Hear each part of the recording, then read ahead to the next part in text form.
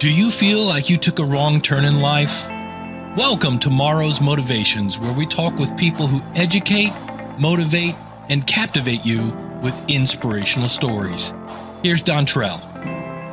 All right, thanks for joining another episode with us today. I am happy to introduce our audience to my next guest. He is a very, very intellectual young man who I've had the pleasure to know for a few years now, especially starting out in our early college days. His name is Sean Evans, and he has an amazing story, I think, of the importance of seeing the bigger picture when you are in the crossroads of life trying to make decisions that will ultimately shape the rest of your life. And he is living proof that you do not need to have the specific answer right away when you're starting that journey. And I thank you, Sean, for joining me and giving me some of your time today. How are you doing? I'm doing good, Dontrell. How are you doing? I'm doing well. As we kind of talk a little bit about just what you're doing right now, I want to mention that you are a QA analyst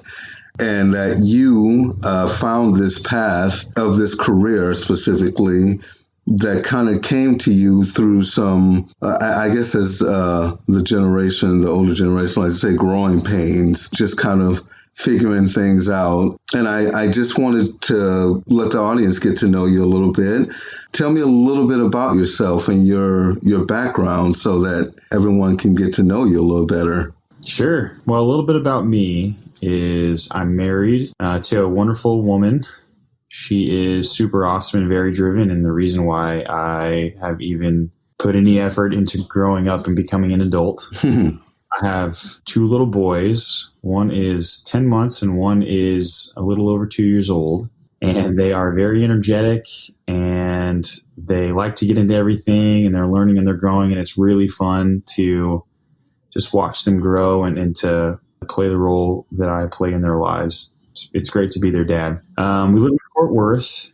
I grew up in this area. We lived in Utah, obviously, for several years there, but we moved back here after our first son was born because both my parents live here. So it's been great to be in the Dallas-Fort Worth area. You said it before, I'm a QA analyst at a company called Isthmus Inc.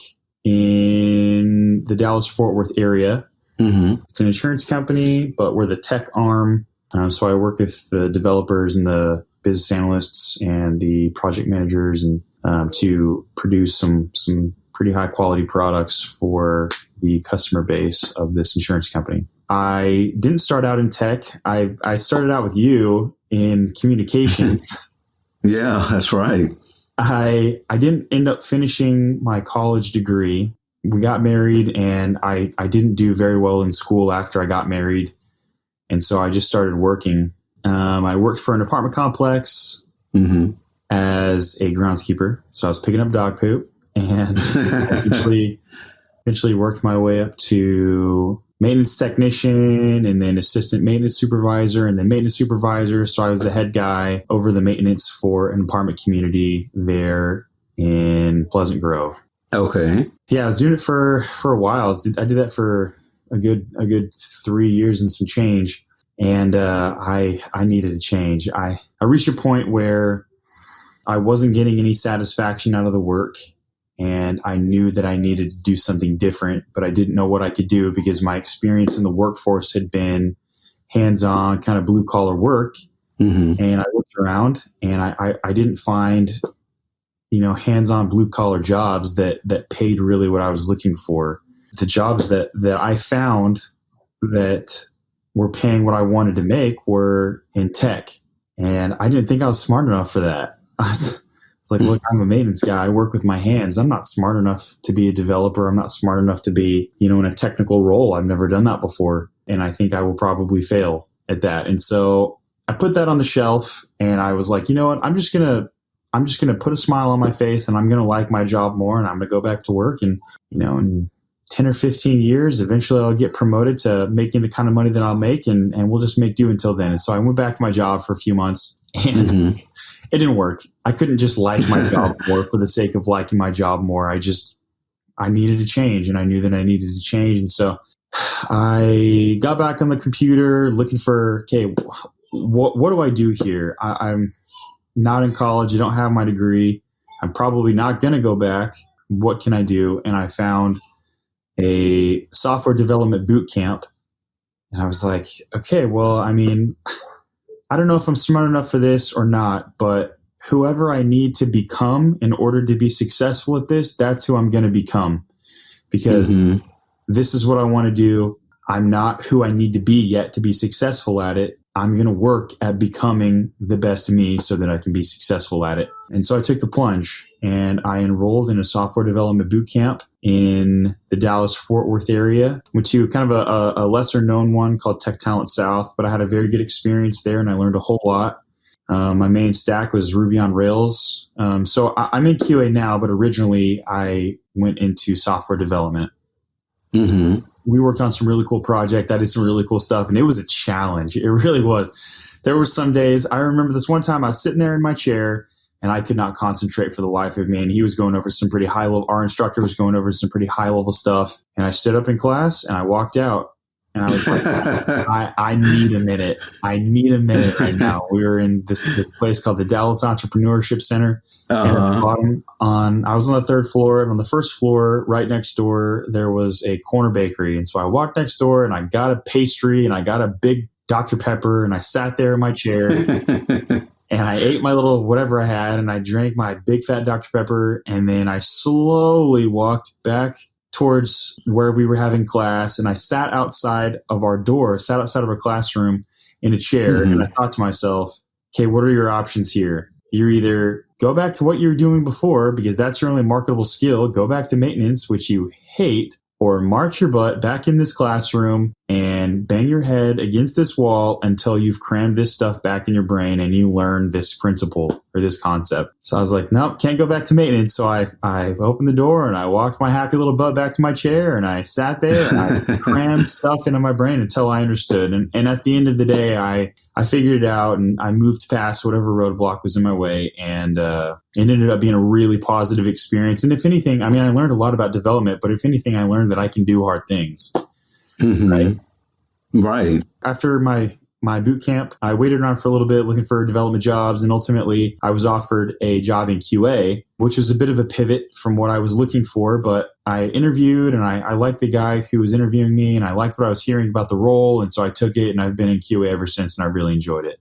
You know, I think it's amazing because you just in what you've shared so far, picking out some of the top things. I would say, just to ask you, like, to elaborate a little bit more, when you said you looked at it a little bit early on, when you were like, when someone approached you about it and you said, no, I don't think I'm smart enough, and you just kind of put it on the shelf, was there a part of you inside that felt like a spark that said, I could do this? Or was that just a time in your life where certain self-doubt was still, like, you know, prevalent or just there? I had a friend, I'm a mission buddy. I served a mission for the Church of Jesus Christ Latter-day Saints for 2 years in Colorado. And I had a mission companion, or not a companion, a mission friend, and he went into a boot camp. And for some reason, his boot camp let him post his syllabus online. And any of his friends that wanted to take a look at anything that he was learning, they totally could. And he would give them his login, and we could just go in and check stuff out. And I was like, yeah, I'll look at it. I wasn't really interested in code at the time, but I was like, yeah, I'll take a look. It's probably going to be over my head, but it'd be interesting to look at. So I did, and it was firmly well over my head. But it was kind of my first little peek at code, my first little tidbit of tech. And yeah, I would say it did kind of ignite a little spark in me, maybe like a little bitty one. Okay. But I was like, I mean, if he did it, maybe I could do it, you know? And you're right. Whenever I did put it back on the shelf, it was definitely self-doubt. If anybody that knows me well knows that I historically have struggled with self-doubt, and I've worked a lot on myself through personal development to make it past those roadblocks and things. But there was an element of self-doubt, absolutely, whenever I kind of put all of this development and all of this talk of getting into the tech industry back on the shelf for sure. Mm-hmm. What are some things that you think, looking back, that you can really attribute as far as personal development? What did you do to help you push through those insecurities and help you to move forward to your goal? Well, I struggle to say that I hit rock bottom because, like, in my personal life, I didn't hit rock bottom. I was totally fine. I was happily married. I had a 3-month-old, and I wasn't getting into anything that I shouldn't have been at home. I just, career-wise, you could say that I was at rock bottom. Mm-hmm. And I wish I could say that I had a vision board and I was, doing, self-talk and really working myself up that way. But really, I hated the path that was in front of me, and I knew that I needed to change. And I knew that I couldn't keep going down the path that I was going. And so whenever I got online, and really I wasn't looking specifically for development, I was looking at what can a 25 or 26, well, how old, I guess I was 27. What can a 27-year-old guy do if he doesn't have a degree and he wants to make a career change? And I wasn't finding a lot, but what I was finding was, get into coding, get into development. Because development isn't so much a look at my awesome degree, I'm qualified for this job. Development is more, look at my awesome portfolio, look what I can do for you. Mm-hmm. I deserve this job, kind of a thing. So it's kind of a prove it. If you can prove it, if you can do it, then you're hired. Not like a look at my master's degree. Mm-hmm. Because at the boot camp, I learned a lot of stuff, but I was building a portfolio. And so nobody cares about my little completion certificate at the end of my boot camp. They care about my portfolio. Mm-hmm. And so, I didn't need a degree in order to get into tech. And really, in order to be successful, I've worked for a couple different tech companies now. And some of the most successful developers at the companies that I've worked for, this one guy, he had like a couple of English classes at the local community college, and he was a senior developer. He was really good. Okay, Sean. So I just wanted to ask you and kind of make sure I was understanding everything you were previously talking about. So in your industry, if I understand correctly, you don't really need a degree to be successful in your line of work and your field. You just need experience. That's huge. That's huge to just be able to say, someone's going to look at your experience and see your worth just in that interaction that they have with you. Well, I'll say you do need experience. Absolutely, you need experience. If you get hired on the job and you don't have experience and you show up on that first day and they say to do something simple and you can't even do that thing, then you have a major problem. But I'll say that even more than experience, you need a portfolio. The most important thing that I got from my boot camp wasn't the completion certificate at the end, and it wasn't the experience. Well, I'll say it was a 50-50 split between the experience that I gained and the portfolio that I developed. Mm-hmm. Because now I could back up what I was saying in an interview. Do you know how to develop? Yes. What do you know how to develop? I know how to do this stuff. Can you show us? Yes, I can. If you don't have a portfolio, you can't show anybody what you can do, right? Because coding up an app or a website or something like that, it takes too much time to do it in an interview. Mm-hmm. So if you've already been working on something and you know it backwards and forwards and you know it, like the back of your hand, that's an advantage that you can call upon when you need it to show a potential employer that you can do what you say you can do. Okay. And so if someone like me, who has a degree in a completely different field that's not related to tech, would it matter if I was successful and had a portfolio? Would that say more about what they would be looking for based upon the results of my portfolio or my degree? Coding is a prove it kind of industry. Mm-hmm. We're looking for somebody that knows how to develop in this certain language. Well, I know how to do it. Okay, prove it. Show me what you can do. Show me your portfolio. Show me what you've been working on. Show me blogs that you've read. Show me the pages that you follow so I know where your interests lie to see if your head is really in this career or if we're just going to hire you for a couple months and then fire you because either you don't care or you can't do the work. Mm-hmm. So it's very much a walk the walk, don't just talk the talk kind of an industry. And so your degree is going to be great and it will open doors for you. Your degree will open doors for you, make no mistake. But once those doors are open, your portfolio is what's going to land you the job and your experience. Absolutely. Okay. And your experience, how well would you say you were able to navigate through that change, especially going from a background field in communication to tech? Would you say that was difficult for your first year? I mean, in QA, especially manual, I do more manual testing than anything. Manual testing, it's not as technical as automation or as gray box testing or as, some testers unit test and things like that. So you don't need to have the, coding acumen that you would need as a developer. Mm-hmm. And so you can get by on having, at least starting out as brand new, you can get by on having little to no coding experience, but it is extremely valuable to know how code works and how it behaves so that you can know what to expect. Like if a developer goes in and makes a change, or if they say, oh, the server's down, or if you see some error, you can know kind of the general nature of the error by the code that it gives you. Like, oh, I got an error 500. Oh, I got an error 404.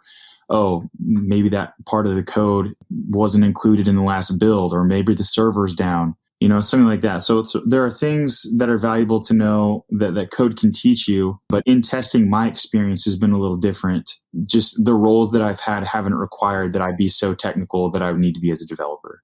Okay. So not as intense as you originally thought. Right. Okay. So there was one thing you said earlier in the interview. You said that the experience that you had up to this point, that you felt you had learned about yourself, you learned that you could do hard things. In what way has that knowledge about yourself helped you, not just in your career, but in how you lead your everyday life? Wow, that's a big question. I would say I had a lot of confidence in myself as a maintenance technician before I made the career jump. I felt like I could fix anything. I could get to the bottom of any issue. Your washing machine's down, I'll figure it out. Your dryer is down, I'll figure it out. Your, pick an appliance, I can get to the bottom of the issue. But as far as anything else, I was nervous. I was nervous to do it. I was nervous to do my own taxes. I still can't work on a car, but doing even some simple adult tasks I struggled with, and having had this paradigm shift where I became the kind of person who can accomplish goals, changed my mindset. And now, these tasks that used to make me nervous or I felt like I wasn't capable of doing or performing, they don't stand in my way anymore. I don't worry about them because I know I can accomplish them if I put my mind to it. That's incredible. So that mindset has helped you be able to really tackle anything that comes in your way and be able to know that you can figure it out.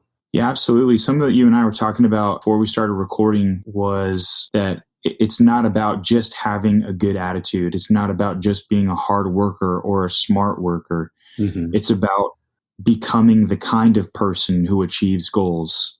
Because it's about the journey. It's an internal shift more than it's an external shift. It's not just a change of scenery. It's a whole change of mindset. It's a whole shift of paradigm. There was an old version of you, mm-hmm. Then there's a shift, and then there's an immense period of growth. Now there's a new version of you ready to tackle a whole new onslaught of struggles and trials that are about to be down your path. But you can be sure that as you accomplish these trials, then whatever you've accomplished before won't stand in your way in the future, because that's something that you've already moved past. You can do it again. And then it's just on to the next trial, mm-hmm. On to the next period of growth. Yeah. In so many ways, that is how we as, people have to live life. You just have to be ready each day, and you never know what's coming your way. That flat tire or that layoff or, whatever it is. But then you have to have that mindset to say, okay, let's make a plan and let's get through this and work. Somehow it'll work out. Absolutely. Well, one thing I want to know from you, because I always feel it's important to ask each person I have the opportunity and pleasure to interview. As you know, success is defined so many ways. We can hear and read so many self-help books and listen to, individuals and leaders in the community. But I am always interested to know, for an individual, one who has their own right, in their success, how do you personally define it? How do you personally define success, Sean? I have recently come onto the term self-actualization. And how I heard that word was I was reading, I follow entrepreneurship kind of thought leaders on Twitter and on Instagram and things. And one of them said something to the effect of, why do you want to start that business? Is it because you just want more money, or is it because you want to self-actualize? You want to, build yourself. You want to grow yourself. You want to become more.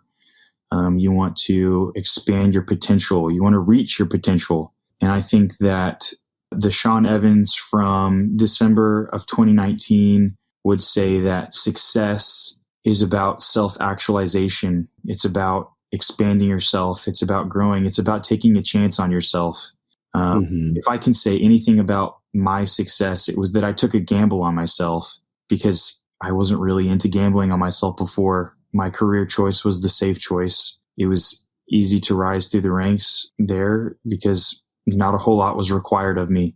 And to jump into a career like tech where things move so fast and it requires so much more brain power, it was a gamble. And I didn't know if it was something that I was really capable of, but I took a gamble on myself. And I told myself that I was going to become whoever I needed to become in order to be successful at this career change. And it worked. And so I would say that maybe one of the most important things that you can do for yourself is to bet on yourself to win. I love that. Thank you so much, Sean. I know that you're going to be successful. I know that just because of how you've been able to take those steps, those small but yet significant steps towards the future you wanted for yourself, that it's going to continue to follow you. That's just that's just the remedy. It seems like that happens. One thing I can, and I want to ask you, because you've talked about just being able to have that mindset. Do you think that there's anything that, how do I say it correctly? Do you think that there's anything that you can't do? Like, have you, with this mindset that you were just talking about, like, have you gotten yourself to the point to where now you know that you can do anything, that there's not anything that you can't do if you really put your mind to it and if you really have those focus and goals? I hope it's not too ambitious or too lofty to say yes. At this point, I don't think there's anything that I can't do. I think it's more that it's, if anything, it's something that I won't do. I want to put my energy where I'm going to succeed the most. And, could I become the president of the United States? Sure. If I put my mind, my whole focus into that, my whole heart, eventually, yes. If I wanted it bad enough and if I took the proper steps to accomplish that goal, then yes. But that's not really what I want to do. And that's not where my heart and my focus lies. And so I'm going to put my attention towards something that I think I'm going to excel at. And so I would say that it's not so much that there's nothing that I can't do, but there are things that I won't do because I want to be successful where I want to be successful. It makes perfect sense, my friend. Thank you so much. Thank you for sharing your thoughts and your personal successes that you've had. And I wish you obviously the best of that success to continue, and definitely come back on the podcast sometimes, visit with me and share with our audience and with myself, like, what great things are in your future, my friend. I'd love to come back on the pod. I'd like to accomplish a few more things first and gain a few more nuggets of knowledge so that I can have something new to share. But yeah, I'd love to come back on the podcast. This has been great. Thank you. Well, you're always welcome. And to all of our listeners out there, thank you for joining us. Till next time, please be safe and keep being motivated. Thank you for listening to Tomorrow's Motivation. If you like this podcast, please tell a friend.